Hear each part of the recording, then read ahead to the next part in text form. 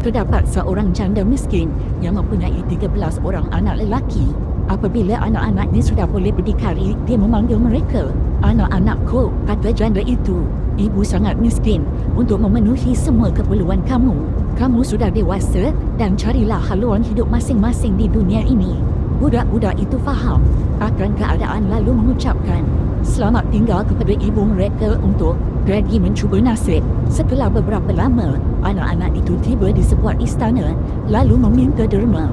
Raja bertitah, "Kamu sangat ramai untuk ditanggung, tetapi jika salah seorang daripada kamu berani mempersembahkan bulu milik serigala yang jahat di dalam hutan sana, kamu akan mendapat ganjaran lumayan."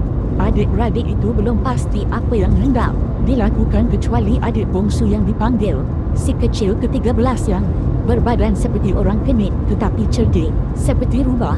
Dia menyembah raja lalu berkata, "Ampun tuanku, patih akan persembahkan selimut bulu itu kepada tuanku. Sekiranya tuanku kurniakan patih sebatang jarum yang panjangnya 6 kaki." Dengan membawa jarum itu, si kecil ke-13 memulakan perjalanan ke pondok serigala. Apabila serigala keluar, dia menuruni corong dapur lalu bersembunyi di bawah katil serigala. Pada malam itu, apabila serigala tidur, si kecil ke-13 merangkak keluar lalu mencucuk serigala dengan jarum yang panjang itu. Ketika serigala berkali-kali, dia merentap selimut bulu tersebut lalu berlari sepantas-pantasnya. Serigala itu mempunyai seekor burung nuri bijak yang boleh memberitahu tentang waktu. Apabila bangun pada keesokan paginya, serigala bertanya, "Pukul berapa wahai burung nuri?" Burung nuri menjawab, "Pukul 5. Dan si kecil ke-13 telah mencuri selimut bulu kamu." Siapa si kecil ke-13? Dia seorang budak lelaki, berbadan seperti orang kenit tetapi cerdik seperti rubah. Betulkah? Tunggu sehingga saya tangkapnya dan jadikannya makanan. Ketika itu si kecil ke-13 sudah pulang ke istana dengan membawa selimut bulu itu kepada raja yang berasa kagum melihatnya. Raja bertitah, "Si kecil ke-13, sekiranya kamu ingin mendapat upah yang lebih banyak, pergi semula ke pondok serigala dan persembahkan bantal serigala yang berjahit loceng-loceng kecil kepada beta." "Baiklah, tuanku," jawab si kecil ke-13. Berikan patih sepotong serat rami yang kecil dan benang. Setelah permintaan itu dipenuhi, si kecil ke-13 kembali semula ke pondok serigala, menuruni cerobong dapur lalu bersembunyi di bawah katil serigala. Si kecil ke-13 menunggu sehingga serigala tidur sebelum merangkak keluar. Dia membungkus sebuah demi sebuah loceng di dalam serat rami dan mengikat dengan benang untuk menghalang loceng-loceng itu daripada bergoncang. Kemudian dia melarikan bantal itu. Pada keesokan paginya, burung nuri itu memberitahu serigala bahawa si kecil ke-13 mencuri bantalnya. Serigala berasa sangat marah. Raja masih tidak berpuas hati, lalu bertitah kepada si kecil ke-13, "Kamu adalah raja, pencuri dan sudah tentu kamu akan menjadi seorang yang benar-benar kaya sekiranya memenuhi permintaan ketiga dan terakhir beta. Persembah serigala besar yang jahat itu kepada beta. Sekiranya gagal, kamu akan dihukum." Si kecil ke-13 masuk tidur dengan perasaan sedih kerana tidak dapat membayangkan bagaimana hendak melakukan perkara itu. Bagaimanapun apabila terjaga, dia menggosok kedua-dua belah tangannya dengan perasaan gembira lalu berteriak, "Ya, aku tahu cara mendapatkan makhluk itu sekarang."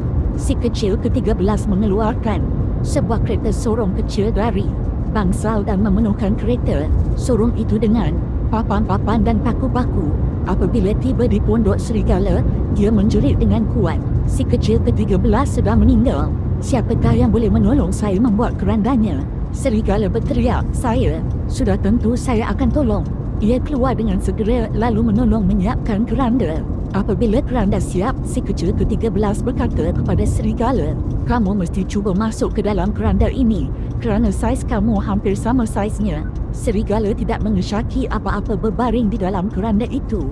Si kecil ke-13 menghentak segera lalu memaku penutup keranda itu.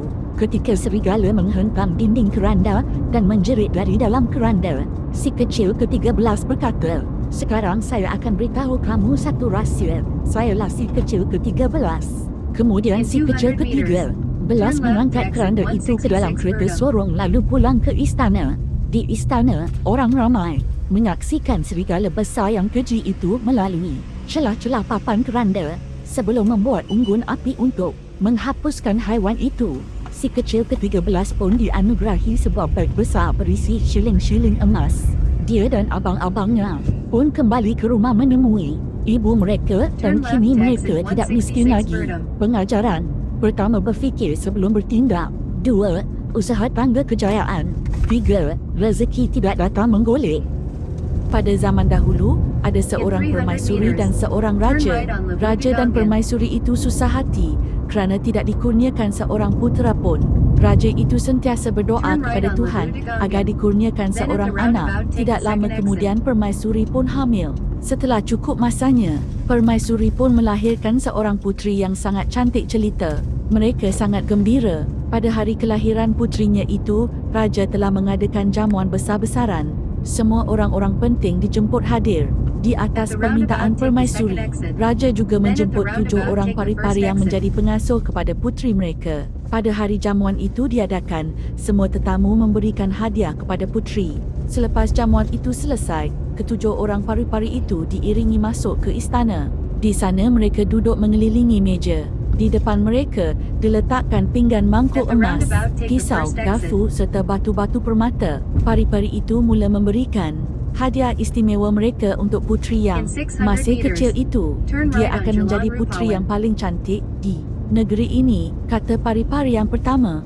Bila dia menyanyi, suaranya merdu dan membuat semua orang merasa gembira, kata pari-pari yang lain. Kecantikannya seperti bidadari turun dari syurga, kata pari-pari yang ketiga. Pari-pari yang keempat menyatakan puteri itu pandai menari hingga tiada siapa pun dapat menandinginya. Pari-pari yang kelima menyatakan puteri itu sangat baik dan murah hati. Pari-pari yang keenam menyatakan puteri itu pandai memainkan semua jenis alat muzik.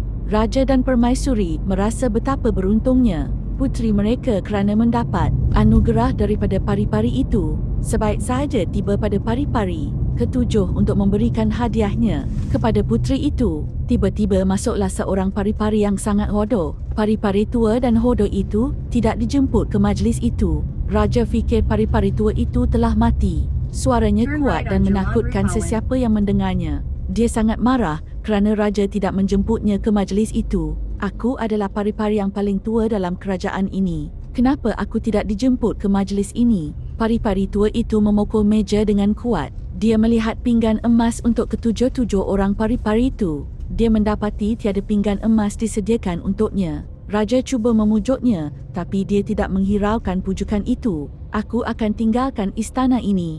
Dia menolak tawaran raja itu. Tapi sebelum aku pergi, aku akan berikan hadiah untuk puterimu. Hadiah yang sangat istimewa. Bila puteri itu dewasa, jarinya akan tertikam jarum penenun lalu mati, kata pari-pari tua itu lalu meninggalkan istana. Semua orang merasa terkejut dengan kata-kata pari-pari tua itu. Mereka hampir menitiskan air mata kerana sedih mengenangkan nasib malang puteri yang masih kecil itu. Pari-pari yang ke-7 tiba-tiba bersuara. Jangan tuanku bimbang, puteri sebenarnya tidak mati. Walaupun aku tidak mempunyai kuasa untuk menghapuskan sumpahan pari-pari tua itu, tapi aku akan cuba sedaya upaya membantu. Puteri akan dicucuk jarum di jarinya, tapi dia tidak mati. Sebaliknya akan tertidur selama 100 tahun. Bila genap 100 tahun, seorang putera raja dari negeri yang jauh akan datang dan jatuh cinta padanya. Dia akan bangun semula dan hidup bahagia. Pada keesokan paginya, raja telah memerintahkan semua alat penenun dan jarum di dalam istana dan di negeri itu dimusnahkan. Masa berlalu dengan cepat. Puteri itu kini telah berusia 17 tahun. Sumpahan yang menakutkan itu semakin dilupakan oleh raja dan permaisuri. Puteri itu tidak pernah tahu akan sumpahan yang dikenakan kepadanya. Puteri itu sangat cantik rupanya, periang dan sentiasa menyenangkan hati kedua orang tuanya. Musim panas pun tiba. Pada suatu hari yang cerah, raja dan permaisuri membawa puteri mereka berehat di sebuah istana yang terletak di hujung negeri. Kita akan berehat selama beberapa hari di istana itu, kata raja memberitahu puterinya. Puteri merasa sangat gembira. Istana cantik bentuknya dan mempunyai menara yang sangat tinggi. Lalu pada suatu hari puteri itu memanjat tangga untuk naik ke menara itu. Ketika dia sampai di puncak menara itu, dia lihat sebuah bilik kecil. Dia terkejut kerana mendapati ada seorang wanita tua yang sedang menenun benang. "Apa nenek buat di sini?" tanya puteri itu dengan penuh sopan santun. "Dan apakah alat ini? Tidak pernah saya melihatnya sebelum ini," tanya puteri itu kehairanan melihat alat penenun itu. "Ini adalah alat penenun cucu. Aku sedang menenun benang menjadi kain," jawab wanita tua itu. "Oh, begitu. Bolehkah saya mencuba menenun nenek?" tanya puteri yang tertarik melihat alat penenun itu. Puteri itu duduk di sebelah mesin penenun itu. Dia ingin mencuba menenun. Wanita tua itu lalu berkata, "Selama 40 tahun, aku tinggal di istana ini dan orang sudah pun melupakan aku. Aku akan mengakhiri hidupku yang kesepian ini." Wanita tua itu memegang jarum lalu mencucuknya di jari puteri itu. Sebaik sahaja jarinya tercucuk jarum, dia pun jatuh ke lantai. Bila melihat puteri itu jatuh ke lantai, wanita tua itu menjerit, memanggil pengawal istana. Pengawal istana segera datang.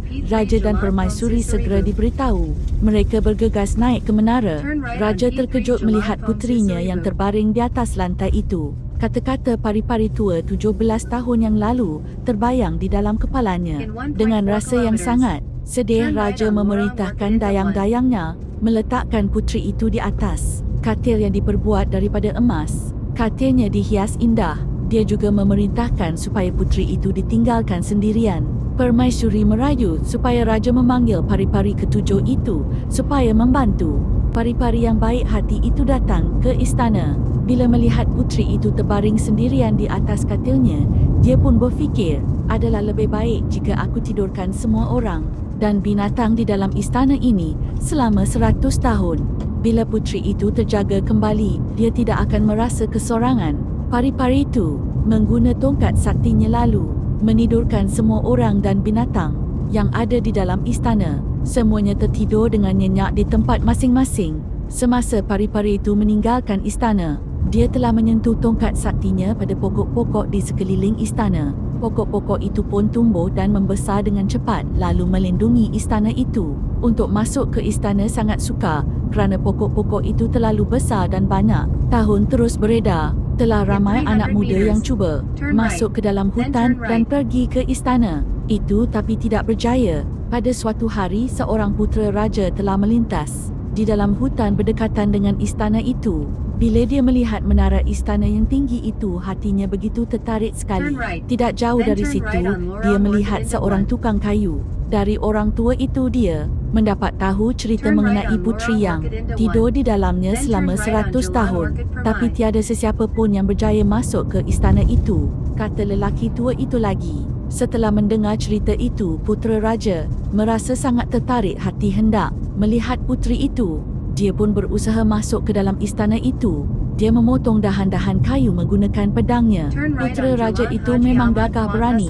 Tidak lama kemudian, dia pun tiba di pintu masuk istana. Dia lalu membuka pintu dan masuk ke dalam. Dia terkejut melihat semua orang di dalam istana itu tidur dengan nyenyak, termasuk juga binatang-binatang. Putera itu lalu memanjat tangga dan naik ke menara istana.